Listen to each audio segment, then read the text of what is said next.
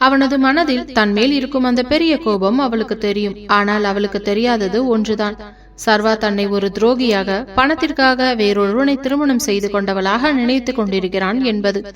அடுத்த வாரம் நடக்கப் போகும் அந்த சந்திப்பு இருவரின் வாழ்க்கையையும் எந்த பக்கமாக திருப்ப போகிறது? பனித்திரை விலகுமா அல்லது இருவரின் வாழ்க்கையும் இன்னும் இருட்டிற்குள் தள்ளுமா என்பதை பொறுத்திருந்து பார்க்கலாம். குன்னூரின் பனிமூட்டம் நாளுக்கு நாள் அதிகமாகிக் கொண்டே இருந்தது. நாட்காட்டியின் பக்கங்கள் நகர நகர மதுமிதாவின் நெஞ்சுக்குள் பயத்தின் ஆழமும் அதிகரித்துக் கொண்டே சென்றது. இன்னும் 2 நாட்களில் அந்த மாபெரும் பிசினஸ் பார்ட்டி நடக்கவிருக்கிறது. ஆபீஸில் எல்லோரும் அந்த புதிய டாப் பிசினஸ் மேகனன் சர்வேஷ் வரப்போகும் அந்த தருணத்திற்காக ஆவலோடு காத்து கொண்டிருந்தனர். ஆனால் மதுமிதாவோ ஒவ்வொரு நொடியும் நரகத்தை கடப்பது போல உணர்ந்தாள். அன்று மாலை ஆபீஸ் வேலைகளை முடித்துவிட்டு வழக்கம் போல தன் செல்ல மகன் ரித்துவை கிருச்சிலிருந்து கூட்டிக் கொண்டு வந்தாள் மது. குன்னூரின் அந்த சிறிய வாடகை வீட்டின் சமையல் அறையில் அடுப்பில் சாதம் வெந்து கொண்டிருக்கும் ஓசை மட்டுமே கேட்டுக்கொண்டிருந்தது. ரத்து மெத்தையில் அமர்ந்து தன் குட்டி பொம்மைகளுடன் அவனுடைய மழலை மொழியில் பேசி விளையாடி கொண்டிருந்தான். மது அவனையே வெறித்து பார்த்து கொண்டு நின்றாள். சர்வா, நான் உன்னை ஏமாத்திட்டுதான் நினைச்சுக்கிட்டு என் மேல எவ்வளோ கோவத்துல நீ இருப்பன்னு எனக்கு தெரியும். ஆனா நான் உன்னை ஏமாத்தலடா சர்வா. என் சூழ்நிலை என்ன அப்படி மாத்திடுச்சு. இப்போ நீ இந்தியாவிலேயே மிகப்பெரிய ஆளா வளர்ந்து நிக்கிற. உனக்கும் எனக்கும் இனி ஏணி வச்சா கூட எட்டாது. தயவு செஞ்சு இந்த தடவை உன்னோட வர்ற அத்தனை விஐபிகள் கூட்டத்தோட இந்த மதுவையும் ஒரு சாதாரண ஊழியரா நினைச்சு கடந்து போயிடு சர்வா. உன்னை பார்த்தா என் மனசு தாங்காது என்று நினைத்து நெஞ்சடைத்து அழுதாள். அதே நேரத்தில் சென்னையில் இருந்து கோவை விமான நிலையத்திற்கு ஒரு தனியார் சொகுசு விமானம் வந்திறங்கியது. அதிலிருந்து இறங்கினான் இந்தியாவின் நம்பர் 1 பிசினஸ் டைகூன் சர்வேஷ். கருப்பு நிற சன்கிளாஸ், விலை உயர்ந்த இத்தாலியன் சூட், முகத்தில் எப்போதுமே இருக்கும் அந்த திமிரான கம்பீரம். அவனது பின்னால் 4 பாடிகார்டுகள் கைகளை கட்டியபடி நடந்து வந்தனர். விமான நிலையத்தின் வாசலில் அவனுக்காக காத்து கொண்டிருந்தது அவனது கருப்பு நிற ரோல்ஸ் ராய்ஸ் கார். டிரைவர் ஓடி வந்து மரியாதையுடன் கதவை திறக்க உள்ளே அமர்ந்தான் சர்வா. அவனோடு அவனது நீண்ட கால நண்பனும் இப்போது அவனது கம்பெனியின் முதன்மை அதிகாரியுமான விக்ரம் அவனது அருகில் அமர்ந்திருந்தான். ஆமாம், சர்வாவின் அப்பாவின் மிரட்டலுக்கு பயந்து அன்று பொய் சொன்ன அதே விக்ரம் தான் இன்று அவனது கம்பெனியில் வேலை பார்க்கிறான். கார் மெதுவாக கோவை பாதையை கடந்து குன்னூர் மலைப்பாதையை நோக்கி நகரத் தொடங்கியது. காருக்குள் ஏசி ஓடிக்கொண்டிருந்தாலும் சர்வாவின் முகத்தில் ஒரு வறண்ட அமைதி நிலவியது. ஜன்னல் வழியே வெளியே தெரிந்த பச்சை பசேல் என்ற தேயிலை தோட்டங்களையும் பனிமூட்டத்தையும் அவன் வெறித்து பார்த்து கொண்டிருந்தான். டே சர்வா, குன்னூர் கிளைமேட் சூப்பரா இருக்குல்லடா. ரொம்ப வருஷத்துக்கு அப்புறம் நாம ஒரு ஹில் ஸ்டேஷனுக்கு வர்றோம். ஞாபகம் இருக்காடா? காலேஜ் ஃபைனல் இயர்ல நாம எல்லாருமே ஊட்டி கொடைக்கானலுக்கு ட்ரிப் போனது என்று விக்ரம் தற்செயலாக கேட்டான். காலேஜ் ட்ரிப் என்ற வார்த்தையை கேட்ட அடுத்த கணம் சர்வாவின் கண்கள் சிவந்தன. சன்கிளாஸை கழட்டிவிட்டு விக்ரமை முறைத்து பார்த்தான். அவனது பார்வையின் வீரியம் தாங்காமல் விக்ரம் லேசாக நடுங்கினான். விக்ரம், உனக்கு எத்தனை தடவை சொல்லியிருக்கேன், என் முன்னாடி அந்த பழைய காலேஜ் நினைவுகளையோ அந்த நாட்களையோ பத்தி பேசக்கூடாதுன்னு. எனக்கு எந்த பழைய ஞாபகமும் இல்ல. நான் இங்க வர்றது என்னோட பிசினஸ் பார்ட்டிக்காக மட்டும்தான். மத்தபடி எனக்கு இந்த ஊரோ இந்த கிளைமேட்டோ முக்கியம் இல்ல என்று கரகரப்பான குரலில் கத்தினான் சர்வா. சாரிடா சர்வா, வாய் தவறி கேட்டுட்ட என்று விக்ரம் அமைதியானான். அவனுக்கு தெரியும் சர்வாவின் மனதில் இருக்கும் அந்த ஆறாத வடு எவ்வளவு கொடூரமானது என்று. காதலில் ஏமாற்றப்பட்ட அந்த நாளிலிருந்து சர்வா பெண்களையே வெறுக்கும் ஒரு மிருகமாக மாறிவிட்டான். கார் குன்னூரின் புகழ்பெற்ற ராயல் ரிஜென்சி ரிசார்ட்டை அடைந்தது. அந்த 5 நட்சத்திர ஹோட்டலின் ஒட்டுமொத்த நிர்வாகமும் வாசலில் வந்து சர்வாவை வரவேற்க நின்றது. அவனுக்காக அந்த ஹோட்டலின் மிக விலை உயர்ந்த பிரசிடென்சியல் சூட் அறை ஒதுக்கப்பட்டிருந்தது. அறைக்குள் சென்றதும் சர்வா தன் சூட்கோட்டை கழட்டி எறிந்தான். மது பாட்டிலை எடுத்து கிளாஸில் ஊற்றி ஜன்னல் கதவை திறந்து கொண்டு பால்கனிக்கு வந்தான். குன்னூரின் குளிர்ந்த காற்று அவனது முகத்தை தாக்கியது. பனிமூட்டம் அவனது உடலை நனைத்தது. மதுமிதா, நீ என்னை ஏமாத்திட்டு உன்னோட அந்த பணக்கார புருஷனோட எங்கேயோ சொகுசா வாழ்ந்துகிட்டு இருக்க. ஆனா உன்னால என் வாழ்க்கையே எப்படி மாறிடுச்சு பாரு. எனக்கு பொண்ணுங்கனாலே வெறுப்பா இருக்குதுடி. காசு கொடுத்தா எந்த பொண்ணு என் படுக்கைக்கு வருவான்னு இந்த உலகம் எனக்கு கத்து கொடுத்துருக்கு. ஆனா என் நெஞ்சுக்குள்ள இருக்கிற இந்த கோபத்தோட அனல் மட்டும் இன்னும் குறையவே இல்லை. நீ மட்டும் என் கண்ணு முன்னாடி கிடைச்சா உன்னை நான் என்ன செய்வேன்னு எனக்கே தெரியாது என்று கிளாஸை பலமாக பற்றி கொண்டு பற்களை கடித்தான். அடுத்த 2 நாட்கள் மின்னல் வேகத்தில் கழிந்தன. அந்த மாபெரும் பிசினஸ் பார்ட்டி நடக்கும் அந்த நாளும் வந்தது. ராயல் ரீஜென்சி ரிசார்ட்டின் மாபெரும் அரங்கம் வண்ண விளக்குகளாலும் கிறிஸ்டல் அலங்காரங்களாலும் ஜொலித்துக் கொண்டிருந்தது. தமிழ்நாட்டின் டாப் 50 பிசினஸ் அதிபர்கள் தங்களின் ஆடம்பரமான உடைகளுடன் கைகளில் ஒயின் கிளாஸை ஏந்தியபடி பேசிக் கொண்டிருந்தனர். ஹைலாண்ட் எஸ்டேட் நிறுவனத்தின் MD சிவகுமார் அங்கும் இங்கும் ஓடி ஏற்பாடுகளை கவனித்துக் கொண்டிருந்தார். மதுமிதா ஒரு அழகான இளம் பச்சை நிற பட்டுப்புடவையை உடுத்தி மல்லிகைப்பூ சூடி கம்பெனியின் PA என்ற முறையில் வாசலில் வரும் VIPக்களை இன்முகத்தோடு வரவேற்றுக் கொண்டிருந்தாள். அவளது கைகள் லேசாக நடுங்கிக் கொண்டிருந்தன. ஒவ்வொரு கார் வந்து நிற்கும் போதும் அவளது இதயம் ஒரு நொடி நின்று துடித்தது. அப்பொழுது ரிசார்ட்டின் வாசலில் அந்த பிரம்மாண்டமான கருப்பு நிற ரோல்ஸ் ராய்ஸ் கார் வந்து கம்பீரமாக நின்றது. ஆபீஸ் ஊழியர்கள் எல்லோரும் வந்துட்டாரு. புது MD, இந்தியாவின் நம்பர் 1 பிசினஸ்மேன் சர்வேஷ் வந்துட்டாரு என்று பரபரப்பாக பேசிக் கொண்டிருந்தனர். டிரைவர் ஓடி வந்து காரின் கதவை திறக்க காரிலிருந்து கம்பீரமாக இறங்கினான் சர்வேஷ். கருப்பு நிற டக்சிடோ உடையில் சீவப்பட்ட தலைமுடியுடன் கோடீஸ்வர அரசன் போல அவன் உள்ளே நுழைந்தான். அவனது ஒவ்வொரு அடியிலும் ஒரு தனித்திமிரும் பவரும் தெரிந்தது. அவனது பின்னால் விக்ரமும் பாடிகார்டுகளும் நடந்து வந்தனர். அரங்கத்தில் இருந்த ஒட்டுமொத்த கூட்டமும் சர்வாவை பார்த்து புன்னகைத்து கைகளை தட்டியது. சிவகுமார் ஓடி சென்று, வெல்கம் சார், குன்னூருக்கு உங்களை வரவேற்கிறோம். நீங்க இந்த பார்ட்டிக்கு வந்தது எங்களுக்கு பெரிய கௌரவம் என்று கைகளை குலுக்கினார். தேங்க்யூ மிஸ்டர் சிவகுமார் என்று சர்வா தன் வழக்கமான கராரான குரலில் சொன்னான். அப்பொழுது சிவகுமார் மதுமிதாவை நோக்கி திரும்பியவர், சார், இது மதுமிதா, என்னோட பர்சனல் செக்ரட்டரி. இந்த பார்ட்டியோட ஒட்டுமொத்த அரேஞ்ச்மெண்ட்ஸையும் இவங்க தான் தனியா நின்று கவனிச்சுக்கிட்டாங்க. மது, சாருக்கு புக்கே கொடுங்க என்றார். மதுமிதா தன் கைகளில் இருந்த அந்த பெரிய ரோஜா பூங்கத்தை கொண்டு வந்து சர்வாவின் முன்னால் நின்றாள். மெதுவாக தன் தலையை நிமிர்த்தி அவனது கண்களை பார்த்தால் அந்த நிமிடம் அந்த அரங்கத்தின் ஒட்டுமொத்த ஓசையும் இசையும் இருவரின் காதுகளிலும் அடியோடு மௌனமானது போல இருந்தது. சர்வாவின் கண்கள் மதுவின் மீது நிலைத்தன. அவனது மூளை ஒரு கணம் வேலை செய்ய மறுத்தது. மதுமிதாவா? ஏன் மதுவா இது? 3 வருஷமா என் நெஞ்சுக்குள்ள அனலா எரிஞ்சுக்கிட்டு இருக்கிற என்னோட காதலி, என் துரோகி, இவ எப்படி இங்க? அதுவும் ஒரு சாதாரண ஆபீஸ் PAவாக? அவனது கண்கள் அதிர்ச்சியிலும் அடுத்த கணம் கொழுந்துவிட்டு இருந்த கோபத்திலும் சிவந்தன. மதுமிதாவின் கண்களிலிருந்து கண்ணீர் முட்டி கொண்டு வந்தது. அவளது உதடுகள் நடுங்கின. வெல்கம் சார் என்று நடுங்கும் குரலில் பொக்கேயை நீட்டினாள். சர்வா அவளையே உற்று பார்த்து கொண்டிருந்தான். அவளது அந்த பட்டுப்புடவை, அவளது மல்லிகை பூ எல்லாமே அவனது பழைய நினைவுகளை இழுத்து வந்து அவனது நெஞ்சை வதைத்தன. ஆனால் அவளது கழுத்தில் தாலி இருக்கிறதா என்று அவனது பார்வை தேடியது. புடவை முந்தானை மறைத்திருந்ததால் அவனால் அதை சரியாக பார்க்க முடியவில்லை. இன்னொருத்தனுக்கு மனைவியானவள் ஏன் முன்னாடி வந்து நிற்கிறாளா என்ற எண்ணம் அவனது பழிவாங்கும் வெறியை தூண்டியது. அவன் மதுவின் கைகளில் இருந்த பொக்கேயை வாங்குவது போல அவளது பிஞ்சு விரல்களை தன் பலமான கரங்களால் கோர்த்து பற்றி கொண்டான். அவனது கைகளின் பலமான பிடியில் மதுவின் விரல்கள் நசுங்கின.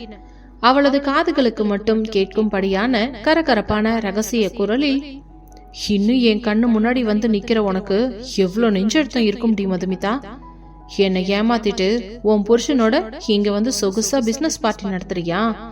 உன்னை என்ன செய்யறன்னு பார் என்று சீறினான். மதுமிதா வலியிலும் பயத்திலும் கையை இழுக்க முயன்றாள். ஆனால் அவனோ விடவில்லை.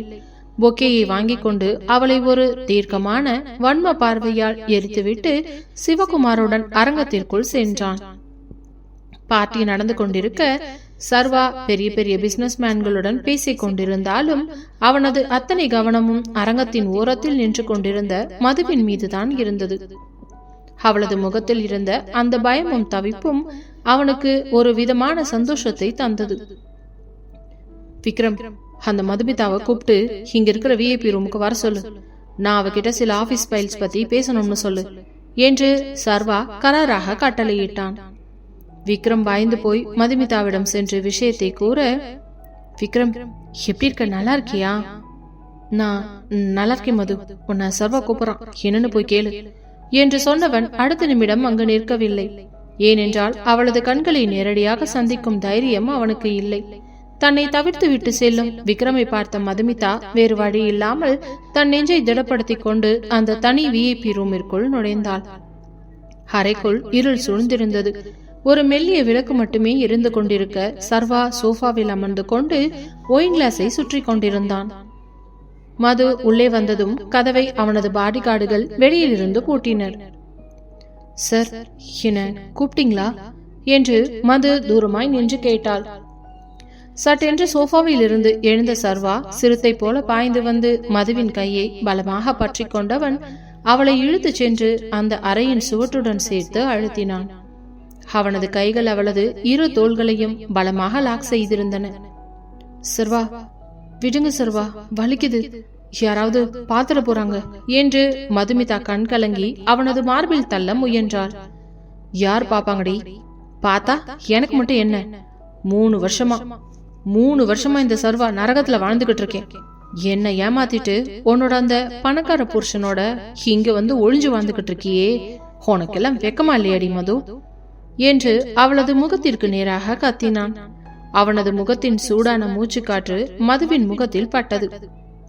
சர்வா, நான் சொல்றத கொஞ்சம் கேளுங்க, நீங்க நினைக்கிற மாதிரி என்று மது விளக்க முயன்றாள்.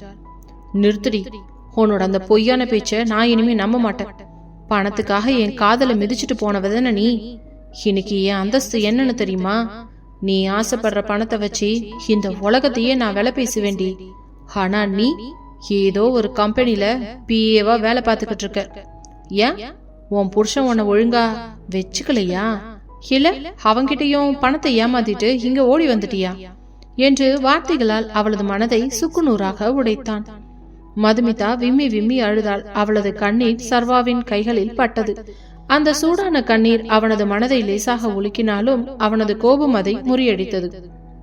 அவள் அழுது கொண்டே, சார், எதா இருந்தாலும் ஆபீஸ் விஷயத்தை மட்டும் பேசுங்க. என் பர்சனல் வாழ்க்கையை பத்தி உங்ககிட்ட சொல்லணும்னு எனக்கு எந்த அவசியமும் இல்லை.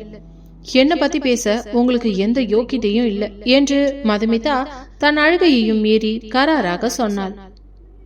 யோகிதையா? எனக்கு இல்லையாடி? உன்னை என்ன செய்யறோம் பார் மது. இந்த சர்வாவை ஏமாத்தினதுக்கு நீ அணுவா அனுபவிக்க போறடி என்று அவளது தோள்களை இன்னும் பலமாக அழுத்தி அவளது கண்களை வன்மத்துடன் முறைத்து பார்த்தவன் அவளை தள்ளிவிட்டு அந்த அறையை விட்டு வெளியேறினான். மதுமிதா அந்த அறையின் தரையிலேயே அமர்ந்து கொண்டு தன் முகத்தை புதைத்துக் கொண்டு கதறி அழுதாள். ஆண்டவா, இவனுக்கு உண்மை தெரிய வரும்போது இவன் இன்னும் எவ்வளவு உடைஞ்சு போவான். ஆனா இப்போ இவன் இருக்கிற கோவத்துக்கு என் ரித்துக்குட்டிக்கு ஏதாவது ஆபத்து வந்துடுமோ என்று அவளது தாயுள்ளம் பதறியது. பார்ட்டி முடிந்து தன் அறைக்கு வந்த சர்வாவிற்கு தூக்கமே வரவில்லை. அறைக்குள் இருந்த பொருட்களை உடைத்து தள்ளினான். மது, நீ இங்க எப்படி வந்த? உன்னை நான் சும்மா விடமாட்டேன்டி என்று கத்தினான். உடனே தன் போனை எடுத்து சென்னையின் மிகச்சிறந்த பிரைவேட் டிடெக்டிவ் ராகவனுக்கு அழைத்தான். ஹலோ ராகவன், நான் சர்வேஷ் பேசுறேன். இப்போவே நீங்க குன்னூருக்கு கிளம்பி வரணும். இங்க ஹைலாண்ட் எஸ்டேட்ஸ் கம்பெனில மதுமிதான்னு ஒரு பொண்ணு வேலை பாக்குறா. அவளோட கடந்த 3 வருஷ வாழ்க்கையை பத்தி எனக்கு அக்கு வேற ஆணி வேறா அத்தனை டீட்டெயில்ஸும் வேணும். அவளுக்கு யார் கூட கல்யாணம் ஆச்சு, அவளோட புருஷன் யாரு, அவங்க குடும்பம் இப்போ எங்க இருக்குன்ற எல்லா விபரமும் எனக்கு 24 மணி நேரத்துல என் டேபிள்ல இருக்கணும், புரியுதா என்று கராராக கட்டளையிட்டு போனை வைத்தான். அடுத்த 2 நாட்கள் குன்னூரின் பனிமூட்டத்தை போலவே சர்வாவின் மனதும் மர்மமாகவே இருந்தது. டிடெக்டிவ் ராகவன் சர்வாவின் அறைக்குள் நுழைந்தார்.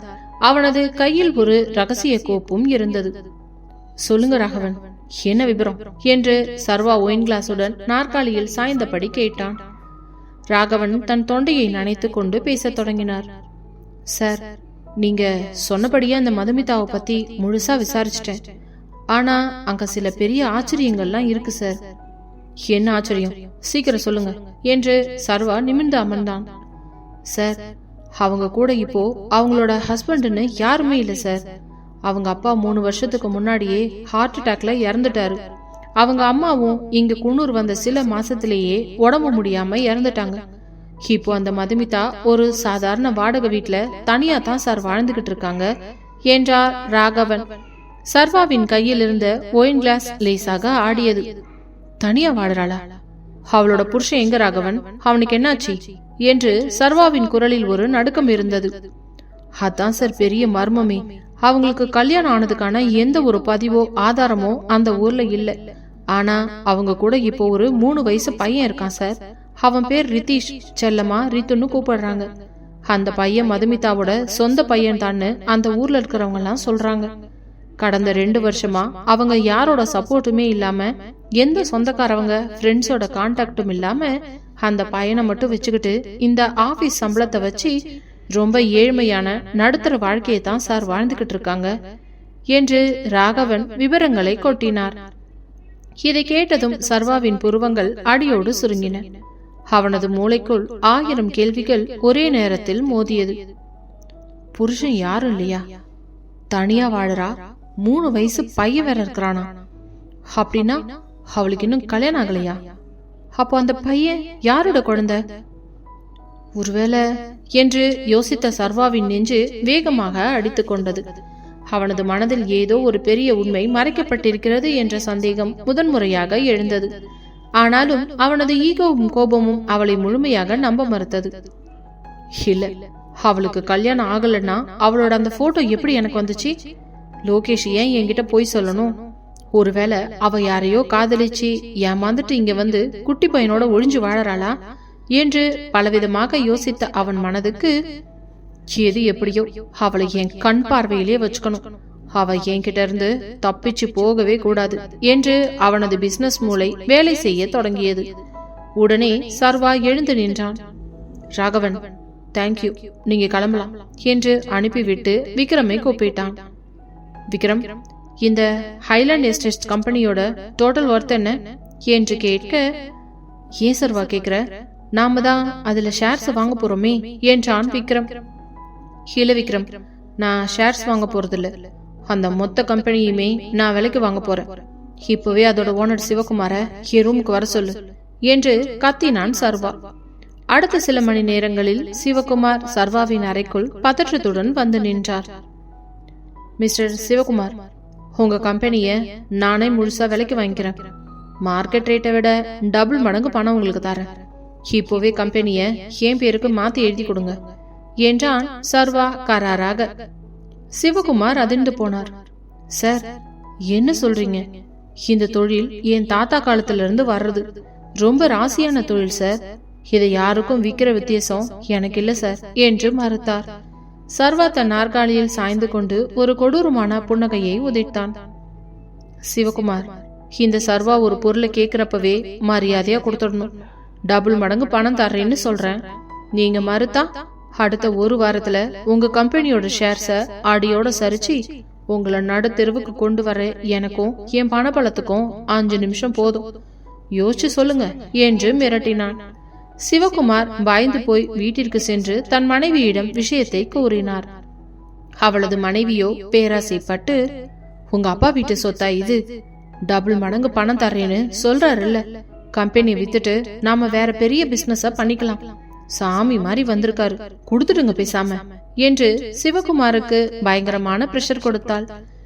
வேறு வழி இல்லாமல் சிவகுமார் கம்பெனியை சர்வாவுக்கு எழுதி தர சம்மதித்தார்.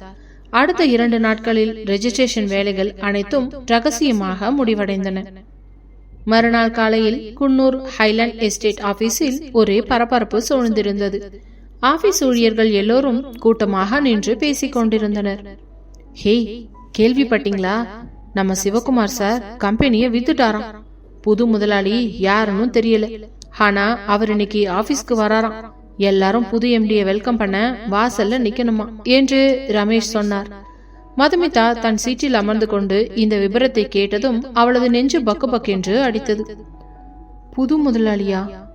யாரது என்று நினைத்து கொண்டே முன்னாள் எம்டியின் PA என்ற முறையில் கையில் ஒரு பெரிய ரோஜா பூங்கொத்துடன் ஆபீஸ் வாசலில் ஊழியர்களுடன் வந்து வரிசையாக நின்றாள். அப்பொழுது ஆபீஸ் வளாகத்திற்குள் சர்வாவின் அந்த பிரம்மாண்டமான கருப்பு நிற ரோல்ஸ் ராய்ஸ் கார் வந்து சீறிக்கொண்டு நின்றது. காரின் முன்பக்க கதவை திறந்து பாடிகார்டுகள் நிற்க காரின் பின் கதவிலிருந்து அதே கம்பீரத்துடனும் திமிருடனும் இறங்கினான் சர்வேஷ். அவனை பார்த்ததும் மதுமிதாவின் கைகளில் இருந்த பொக்கே கீழே விழ போனது.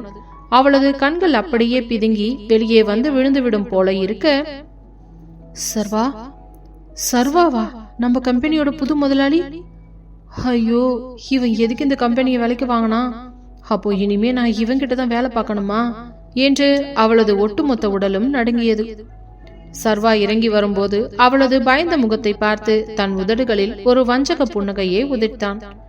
ஊழியர்கள் எல்லோரும் அவனுக்கு பொக்கே கொடுக்க மதுமிதாவும் வேறு வழியின்றி நரம்பும் கண்களுடன் வெல்கம் சார் என்று பொக்கேயை நீட்டினாள்.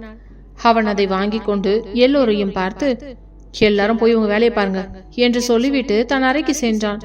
செல்லும் வழியில் மதுவின் காதலிக்கை குனிந்து, எக்ஸ்கியூஸ் மீ, என்னோட பர்சனல் செக்ரட்டரி மதுமிதா, இப்பவே என் ரூமுக்கு வாங்க என்று கராராக கட்டளையிட்டு சென்றான். மதுமிதா பயத்துடன் வாசலில் நின்று கொண்டே யோசித்தாள். ஐயோ ஆண்டவா, இவன் என்ன சும்மா விடமாட்டான் போல இருக்கே. எவ்வளவு என்னை கேவலப்படுத்த முடியுமோ அவ்வளவு அவமானப்படுத்த போறான். என் குழந்தைக்கு எந்த பிரச்சனையும் வராம இருக்கணுமே. இந்த வேலையை விட்டா எனக்கு வேற வழியும் இல்லை. வேற வேலை தேடி அங்க சம்பளம் செட் ஆகி இந்த சபலம் உள்ள ஆம்பளைங்க இருக்கிற உலகத்துல தனி ஒரு பொண்ணா என் ரித்துவை வளைச்சிட்டு வாழறது ரொம்ப கஷ்டம். அதனால இந்த வேலையை நான் எப்படியாவது தக்க வச்சுக்கணும் என்று மனதை திடப்படுத்தி கொண்டு பயத்தோடு அவளது அறைக்குள் நுழைந்தான். அறைக்குள் சென்றதும் சர்வா அவளை ஒரு புது ஊழியரை பார்ப்பது போல மிகவும் நார்மலாக பார்த்து பேசினான். உட்காருங்க மதுமிதா, இந்த கம்பெனியோட கரண்ட் ப்ராஜெக்ட் ஃபைல்ஸ் அப்புறம் என்னோட டெய்லி ஷெட்யூல் விவரங்கள் எல்லாத்தையும் நாளையிலிருந்து நீங்க தான் நோட் பண்ணிக்கணும். என்னோட பிஏவா நீங்க தான் என் கூட எல்லா மீட்டிங்ஸ்க்கும் வரணும் என்று மிகவும் ப்ரொஃபஷனலாக பேசினான். சரிங்க சார், நான் எல்லாத்தையுமே ரெடி பண்ணிடுறேன் என்று மதுமிதா மெல்ல சொல்லிவிட்டு ஃபைல்களையும் டேபிளில் இருந்து எடுத்துக்கொண்டு வெளியே செல்ல நகரப் போனாள். அவள் கதவருகே சென்ற அந்த நிமிடம் சர்வா தன் விரல்களால் டக்கென்று சிட்டிகை போட்டு அவளை நிறுத்தினான். மதுமிதா, நில்லுங்க என்றான் அவனது கரகரப்பான குரலில். மது பயத்துடன் மெதுவாக திரும்பி அவனை பார்த்தாள். சொல்லுங்க சார். சர்வா தன் நாற்காலியில் இருந்து எழுந்து வந்து அவளது முன்னால் நின்றான். அவனது கண்கள் வன்மத்தால் சிவந்திருந்தன. இப்ப கூட என்கிட்ட மன்னிப்பு கேட்கணும்னு உனக்கு தோணல் இல்லடி? அவ்வளோ நெஞ்செழுத்தண்டி உனக்கு. என்ன உயிருக்கு உயிரா காதலிச்சு ஏமாத்திட்டு கொஞ்சம் கூட கூச்சமே இல்லாம இப்படி இன்னொரு ஊர்ல வந்து ஒளிஞ்சு வாழ்ந்துகிட்டு இருக்கியே, உனக்கெல்லாம் வெக்கமாவே இல்லையா? ஆமா, உனக்கு ஒரு பையன் இருக்கானாமே ரீத்தொன்னு, அவன் எங்க? அவனோட அப்பா உன்ன நடு தெருவுல கழட்டி விட்டுட்டு போயிட்டானா? அதான் இங்க வந்து அனாதையா வாழ்ந்துகிட்டு இருக்கியா என்ன என்று மிக கேவலமான வார்த்தைகளால் அவளது தாயுள்ளத்தை மிதித்தான். மதுமிதா தன் அழுகையை கட்டுப்படுத்தி கொண்டு அவனது கண்களை நேராக பார்த்தவள், சார், நான் ஏற்கனவே சொல்லிட்டேன், எதா இருந்தாலும் வேலை சம்பந்தப்பட்ட விஷயத்த மட்டும் என்கிட்ட பேசுங்க. மற்றபடி என் பர்சனல் வாழ்க்கையை பத்தி பேச உங்களுக்கு எந்த உரிமையும் கிடையாதுன்னு. என் பையனை பத்தி தப்பா பேசினா நான் சும்மா இருக்க மாட்டேன் என்று மூஞ்சில் அடித்தார் போல கராராக பேசிவிட்டு அங்கிருந்து நகர போனவளை மீண்டும் சத்தமாக அழைத்து நிறுத்தினான் சர்வா. நில்லுங்க மதுமிதா, இந்த கம்பெனிய மார்க்கெட் ரேட்டை விட 2 மடங்கு லாபம் கொடுத்து நான் எதுக்கு விலைக்கு வாங்கினேன்னு உனக்கு தெரியுமாடி என்று கேட்டான். அடுத்த நிமிடம் மதுமிதாவின் கால்கள் பதட்டத்தில் அப்படியே நின்றன. மெதுவாக திரும்பி அவனை பார்க்க, உன்னை பழி வாங்கறதுக்காக தாண்டி நீ இந்த கம்பெனில வேலை செய்யறங்கிற ஒரே ஒரு காரணத்துக்காகத்தான் இந்த மொத்த கம்பெனியையும் நான் விலைக்கு வாங்கியிருக்கேன். என்னை விட்டு இந்த கம்பெனியை விட்டோம் இனிமே நீ எங்கேயும் ஓட முடியாது. இனிமே உன் வாழ்க்கை முழுக்க நீ என்னோட கைதி மட்டும்தான். என்னை ஏமாத்தின அந்த துரோகத்துக்கு உன்னை எப்படி எல்லாம் வச்சு செய்ய போறன்னு மட்டும் பொறுத்திருந்து பாரு. இப்போ என் ரூம் விட்டு வெளியே போடி, உன் முகத்தை பார்க்கவே எனக்கு பிடிக்கல என்று சத்தமிட்டான் சர்வா. மதுமிதா நெஞ்சில் அனலை சுமந்தபடி கண்ணீரை அடக்கிக் கொண்டு அவளது இருக்கைக்கு வந்து அமர்ந்தாள். தன் மகனின் எதிர்காலத்தையும் சர்வாவின் இந்த விஸ்வரூப கோபத்தையும் நினைத்து அவளது மகம் குன்னூர் பனிமூட்டத்தை விட இருண்டு போயிருந்தது. குன்னூரின் காலை பொழுது மதுமிதாவிற்கு ஒரு புதிய நரகத்தின் வாசலாகவே திறந்தது. இரவு முழுவதும் தூக்கமில்லாமல் சர்வாவின் மிரட்டல் வார்த்தைகளும் அவனது வன்ம பார்வையும் அவளது நெஞ்சை குடைந்து கொண்டிருந்தன. விடியற் காலையிலேயே எழுந்து வழக்கம் போல இயந்திரத்தனமாக சமைத்து ரித்துக்குட்டியை எழுப்பி அவனுக்கு பிடித்தமான உணவை ஊட்டிவிட்டு நெற்றியில் திருஷ்டி போட்டு வைத்தாள். அம்மா, இன்னைக்கு சீக்கிரம் வந்துருவியாம்மா என்று ரித்து தன் குட்டி விரல்களால் அவளது சுண்டு விரலை பற்றி கொண்டு கேட்டான். அந்த கேள்வியில் மதுவின் நெஞ்சு உருகியது. அவனுக்கு தெரியாது அவனது தாயின் வாழ்க்கை இப்பொழுது எவ்வளவு பெரிய புயலில் சிக்கியிருக்கிறது என்று. அம்மா, சீக்கிரம் வந்துருவேண்டா தங்கம், நீ கிரச்சில் சமத்தா இருக்கணும், சரியா என்று அவனது நெற்றியில் முத்தமிட்டு அவனை காப்பகத்தில் விட்டுவிட்டு கனத்த இதயத்துடன் ஆபீஸிற்கு புறப்பட்டாள். அவள் அந்த ஆபீஸ் வளாகத்திற்குள் நுழையும் பொழுதே அங்கிருந்த அமைதியும் ஊழியர்களின் முகத்தில் இருந்த பயமும் புது முதலாளியின் வருகையை அப்பட்டமாக பறைசாற்றியது. மதுமிதா தன் இருக்கையில் அமர்ந்து கம்ப்யூட்டரை ஆன் செய்து அன்றைய கோப்புகளை தயார் செய்ய தொடங்கினாள். சரியாக 9 மணிக்கு அந்த மாபெரும் கருப்பு நிற ரோல்ஸ் ராய்ஸ் கார் ஆபீஸ் வாசலில் வந்து நின்றது. காரில் இருந்து இறங்கினான் சர்வேஷ். கரும் சாம்பல் நிற விலையுயர்ந்த சூட், கூர்மையான கண்கள், முகத்தில் ஒரு துளி கூட கனிவில்லாத அந்த பிசினஸ் கம்பீரம். அவன் உள்ளே நுழைந்ததும் ஊழியர்கள் எழுந்து நின்று குட் மார்னிங் சார் என்றனர். அவன் யாரையும் திரும்பி பார்க்காமல் தன் நீண்ட நடையோடு நேராக தன் அறைக்குள்ளே நுழைந்தான். அவன் உள்ளே சென்ற சில நிமிடங்களிலேயே அவனது அறையின் உள்ளே இருக்கும் இன்டர்காம் போன் மதுவின் மேஜையில் அலறியது. நடுங்கும் கரங்களுடன் போனை எடுத்த மது, எஸ் சார். மதுமிதா, இப்பவே கடந்த 5 வருஷத்தோட எஸ்டேட் ஆடிட்டிங் ஃபைல்ஸ், அப்புறம் இந்த மாசத்தோட லேபர் சேலரி ரிப்போர்ட்ஸ் எல்லாத்தையும் எடுத்துட்டு என் ரூமுக்கு வா என்று கராராக கட்டளையிட்டு விட்டு போனை வைத்தான். மதுமிதா வேக வேகமாக அந்த பெரிய கோப்புகளை எல்லாம் தேடி எடுத்துக்கொண்டு தன் நெஞ்சையும் திடப்படுத்தி கொண்டு அவனது அரைக்கதவை தட்டினாள். கமின் என்று உள்ளிருந்து கரகரப்பான குரல் கேட்டது. உள்ளே சென்ற மது ஃபைல்களை அவனது மேஜை மீது வைத்தாள். சர்வா தன் லேப்டாப்பில் ஏதோ செய்து கொண்டிருந்தான். அவன் அவளை நிமிர்ந்து கூட பார்க்கவில்லை. சார், நீங்க கேட்ட ஃபைல்ஸ் எல்லாமே இங்க இருக்கு என்றால் மது அமைதியாக. சர்வா லேப்டாப்பை மூடிவிட்டு நாற்காலியில் சாய்ந்து அமர்ந்து அவளை அடியோடு உற்று பார்த்தான். அவனது பார்வையில் இருந்த வன்மம் மதுவை லேசாக நடுங்க வைத்தது. அவன் மேஜை மேல் இருந்த கோப்புகளை புரட்டியபடியே, என்ன மதுமிதா இது? கடந்த வருஷத்தோட ஆடிட்டிங்ல இவ்வளோ குளறுபடிகள் இருக்கு. சிவகுமார் உன்னை பிஏவா வச்சிருந்தது சும்மா சம்பளம் தர்றதுக்கா, இல்ல வேற எதுக்குமா என்று விஷமத்தனமாக இழுத்தான். மதுவின் முகம் கோபத்தால் சிவந்தது. சார், சிவகுமார் சார் கம்பெனியை ரொம்ப நேர்மையாத்தான் நடத்தினார். நானும் என் வேலைக்கு உண்மையாத்தான் இருந்திருக்கேன்.